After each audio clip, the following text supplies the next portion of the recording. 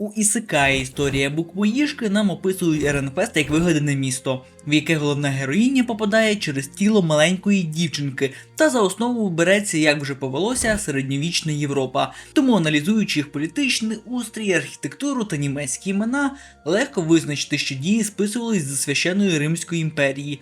Територія Саксонії у першій половині 15 століття, тобто десь біля подій Kingdom Come Deliverance. Тому для перевірки фактів візьмемо цю історичну точку як якір, з яким будемо порівнювати та перевіряти побутові аспекти, описані в аніме. По загально зрозумілим для вас причинам, я надіюсь, я не претендую на експертність чи повну правдивість тверджень. Перевірка відбувалася інструментами штучки інтелекта, а тому можуть містити неточності. Це відео не більш ніж розважальний контент, тому прошу поставити лайк, написати свою думку та поділитися з друзями, якщо вони у вас є. Також у описі є посилання на всі соцмережі. Дякую за увагу і починаю. Хочеш взяти участь у розіграші 100 гривень? Шукай схований QR-код у відео. У першій серії нам показують звичне для нас ліжко, а тому подумав, чи були у ті часи звичні для нас ліжка. Типу оцей стандартний каркас, імпровізований матрас, подушки, ну і звісно звичайних людей. І так, каркаси та імпровізовані матраси були, але не такої форми, як показано в аніме. Вони більше походили на коробки, а матраси здебільшого були мішками набиті соломою, або якщо ти позаможніше, то вовною. Схожого концепту й подушки, але на жаль без айфона після 10 розсилки друзям та присідань. Факт спростовано. Трохи згодом показано популярний прикол, що туалет був відром, вміст якого виливають у вікно. Отут важливо означити, те, що якісь дурачки те вчиняли на постійній основі, не робить це загальною практикою, бо за таке можна було отримати чималий штраф. Правда, тодішні міста не пахли квітками, але й не були вигрібною ямою, бо все-таки це була частиною священної Римської імперії, яка була відома для того часу розвиненими водогінними системами, а тому в містах були туалети та окремі вигрібні ями. Факт спростовано.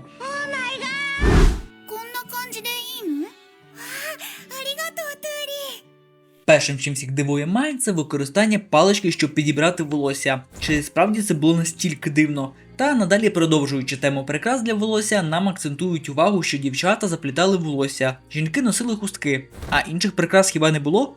Хустки були обов'язково для заміжніх жінок. А як прикраси зазвичай використовували стрічки з вовни та мідні кільця, сітки, а також мідні шпильки. Тобто палички з дерева не використовували. Це більше східноазійська тема. Але бронзові палички не були дивиною, бо це ті самі броші. Тому це б не здивувало пересічного містянина. Скоріш за все це сприйнялось би як бідна мімікрія дорожчого аксесуару. Тому вважаю факт відсутності дерев'яних паличок підтвердженим, але не реакція всіх навколо. Чи були тоді п'ятиповерхові будинки як квартири, де перший поверх кам'яний, а 4 наддерев'яні? Так, це була звична практика, можливо не на 4 поверхи, та досвід кардіо вверх-вниз це точно те, що поєднує нас з тими давніми часами. Тому факт вважаю підтвердженим.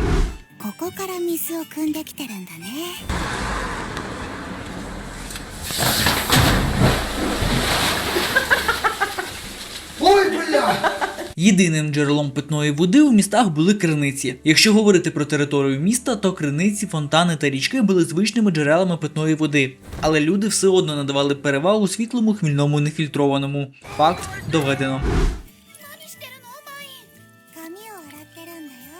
Головна героїня перетворює своє волосся на блискуче та пахуче з допомогою рідини, яку називає шампунем. Чи існував би він тоді? За її рецептом він готувався суміші олії, трав і солі. Якщо говорити про звичну нам густу рідину, то звісно її не існувало.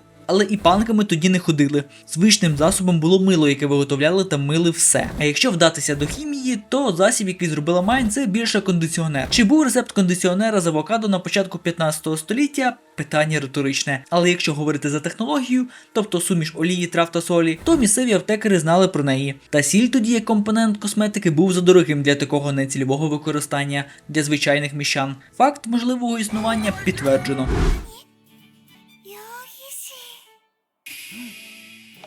Звичним тоді був пергамент, який робили з козячої та овечої шкіри.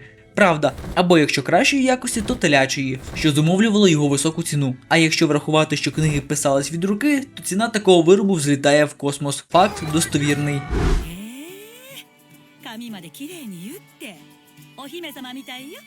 У третій серії сестра Рурі досягла 7-річного віку, а тому готується пройти хрещення, як і всі діти цього віку, що означало набуття громадянства у місті. Іноземцю ж, щоб отримати громадянство, треба було заплатити церкві. По-перше, хрещення у ті часи відбувалось в перші дні життя малечі, а по-друге, це дійство не було підставою для громадянства, бо бути громадянином міста це був неабиякий привілей, який не можна було успадкувати, та й отримати його було нелегко. Цей статус вимагав наявності власності у місті, грошового внеску та складання присяги, тому факт історично сумнівний.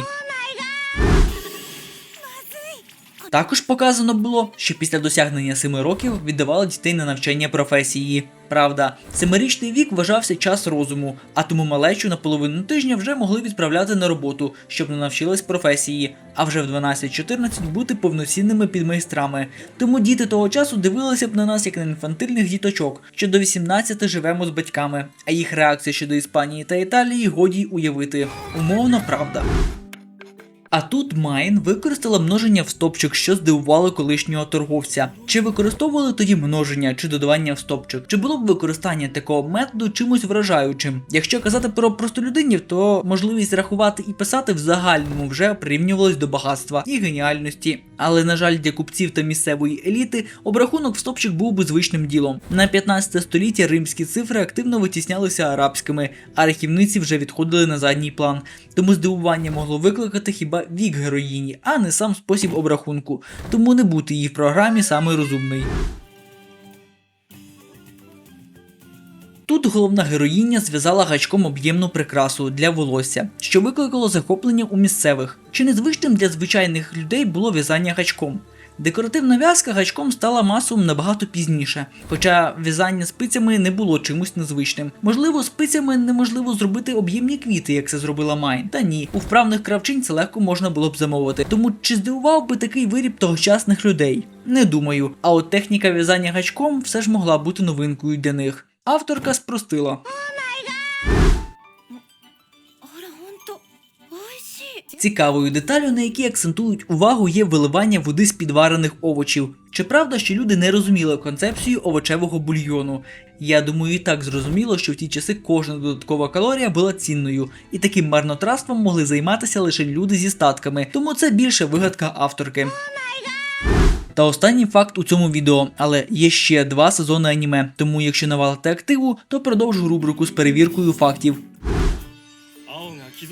Тодішнє духовенство ділили за кольором на ряси – білий, синій і сірий, де сірі – це послушники, сині – знать, як священники чи богослужителі, і білі, як єпископи чи архієпископи. Насправді в ті часи не було таких поділів за кольором ряси.